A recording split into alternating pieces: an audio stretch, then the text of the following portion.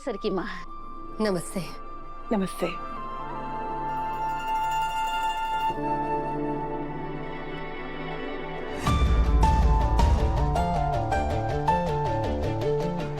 मतलब मेरा शक सही था, माँ अनु के घर के लिए निकली थी। आर्य, तुम यहाँ क्या कर रहे हो? माँ आप अचानक घर से बिना बताए चली गई। मैं फोन लगाया तो आप फोन नहीं उठा रही थी, इसलिए मैं आपको ढूंढते हुए यहाँ आ गया। मुझे लगा कि आप यहीं आई होंगी। हाँ, वो मैं यहाँ अनु से मिलने आई थी, लेकिन यहाँ आके पता चला कि पूजा है तो रुक गई।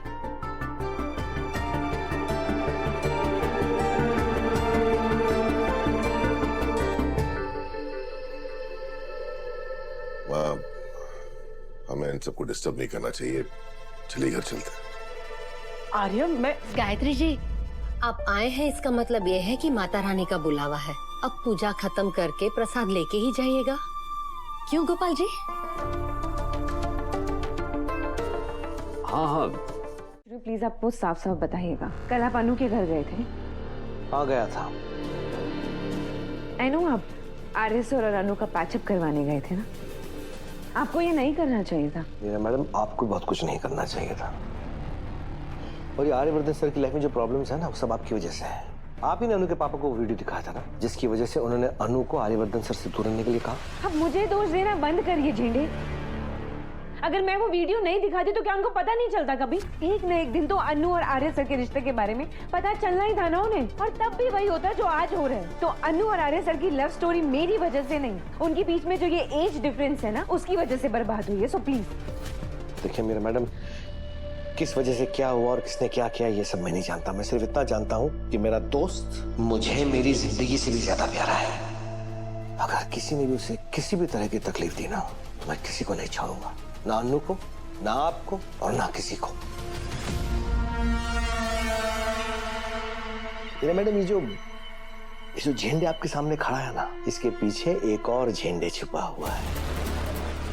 बस भगवान से प्रार्थना कीजिए कि वो झंडे सामने ना आए।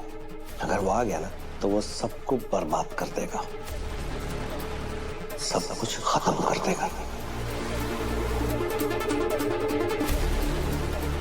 सब कुछ।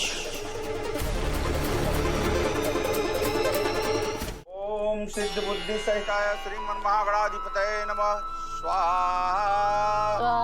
ओम उमा महेश्वराभ्यां नमः स्वाहा।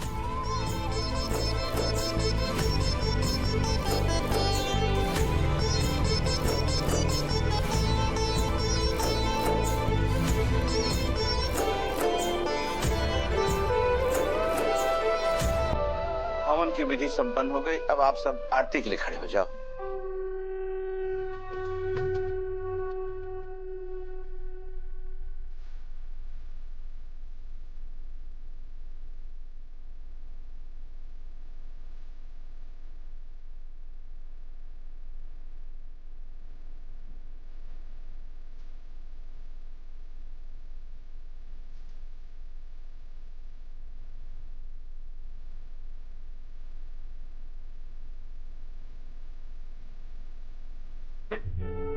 जयकारा शेरावाली दा बोल साचे दरबार की जय।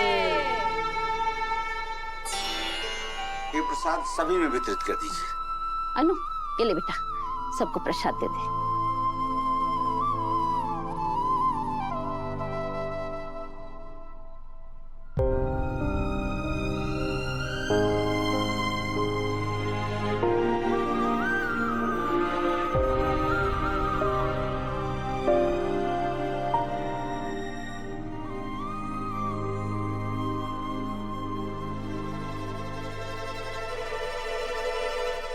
अनु, बेटा प्रसाद बाकी लोगों में भी बांट दे।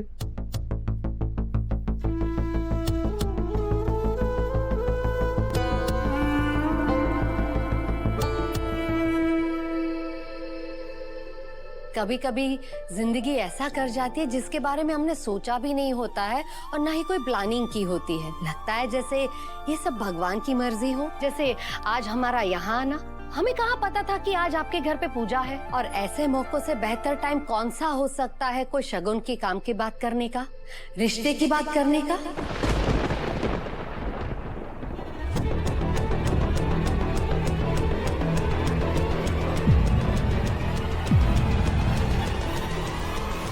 मैं भी ना मेरे पेट में कोई बात टिकती नहीं है, उबल उबल के बाहर आ जाती है। पिछले कुछ दिनों से मेरा बेटा ना सिर्फ आप लोगों के बारे में ही बात करता रहता है। गोपाल जी ऐसे हैं, पुष्पा जी ऐसी है, और सबसे ज्यादा बात करता है तो अन्नू के बारे में।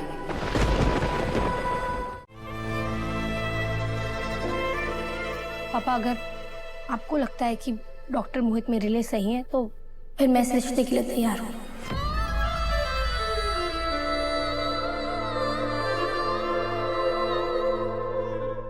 वाह, क्या संस्कार है आपकी बेटी के गोपाल जी।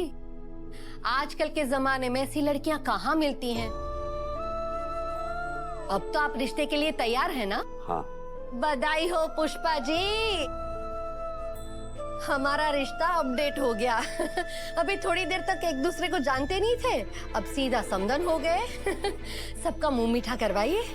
अरे मिठाई तो मैंने मंगाई ही नहीं। पुष्पा, मैं वो माता पे चढ़ाने के लिए लेके आई थी ना, ये ले, पहले माता रानी को भोग लगा दे, फिर सब में मिठाई बांट दे। अभी आई।